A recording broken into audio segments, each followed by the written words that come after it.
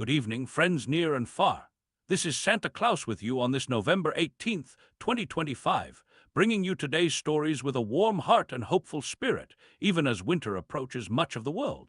Today marks a solemn historical reminder, as on this day in 1095 the Council of Clermont began, which would ultimately lead to the First Crusade to the Holy Land. How my heart aches when I think of the conflicts that have divided God's children through the centuries. Speaking of challenging situations, Poland's Prime Minister Donald Tusk has shared some troubling news about suspected sabotage. Two Ukrainian citizens working for Russian secret services are believed to have damaged a railway line connecting Warsaw to the Ukrainian border before fleeing to Belarus. Such acts that endanger innocent travelers remind us how precious peace truly is and how vigilantly we must work to preserve it.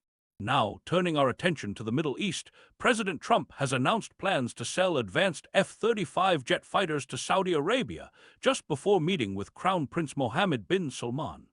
This decision has raised concerns about maintaining Israel's military advantage in the region. Meanwhile, at the United Nations, the Security Council has approved Mr. Trump's 20-point peace plan for Gaza, providing a legal mandate for an international security force to take over security in areas where Israel has withdrawn.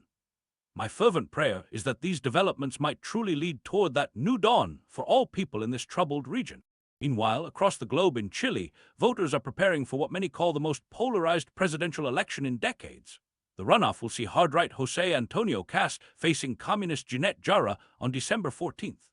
My heart goes out especially to Chile's immigrant communities, particularly those from Venezuela who fled difficult circumstances only to find themselves in the middle of another challenging political situation. Remember, dear friends, that behind every policy debate are real families seeking safety and dignity. In neighboring relations, Mexican President Claudia Sheinbaum has firmly rejected suggestions of U.S. military action within Mexico to combat drug smuggling, responding to President Trump's comments about possible deployment of troops. "It won't happen," she stated emphatically.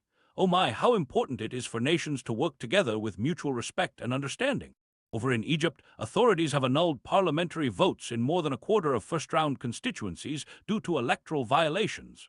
President Sisi has urged the National Elections Authority to ensure transparency and reflect the genuine will of Egyptians. How crucial it is that every voice be truly heard and counted fairly.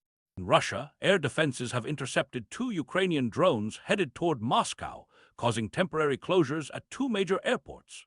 These continuing hostilities remind us of the urgent need for dialogue and reconciliation in a region that has seen too much suffering.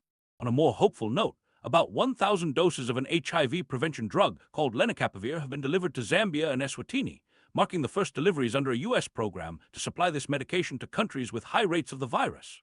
Though U.S.-funded doses will not be going to South Africa, which has the world's highest HIV burden, this represents a step toward addressing a health crisis that affects millions of our brothers and sisters. In economic news, the recovery in the U.S. office market shows striking unevenness, with many buildings and entire cities still struggling with high vacancy rates. This isn't just a normal cycle, but reflects deeper changes in how we work, with remote and hybrid arrangements becoming more common.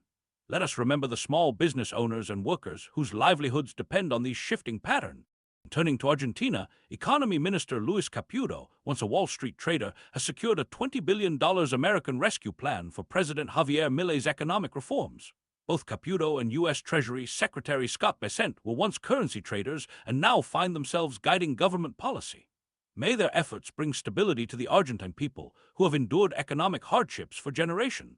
Finally, in a tale that reminds us that wrongdoing eventually faces consequences, Ecuadorian drug kingpin Wilmer Chavarria, who had faked his own death and underwent 7 surgeries to change his appearance, was arrested in Spain after 4 years on the run. Authorities call him one of the most notorious organized crime figures in Latin America. While we must always hope for redemption in every heart, we can also find comfort in knowing that justice has pathways even through the most elaborate deception. As we reflect on today's news, let us remember that behind every headline are human beings deserving of dignity and compassion. In this season of preparation, may we all find ways to bring more hope, peace, and goodwill to our troubled world. This is Santa Claus, wishing you all a blessed evening until we meet again.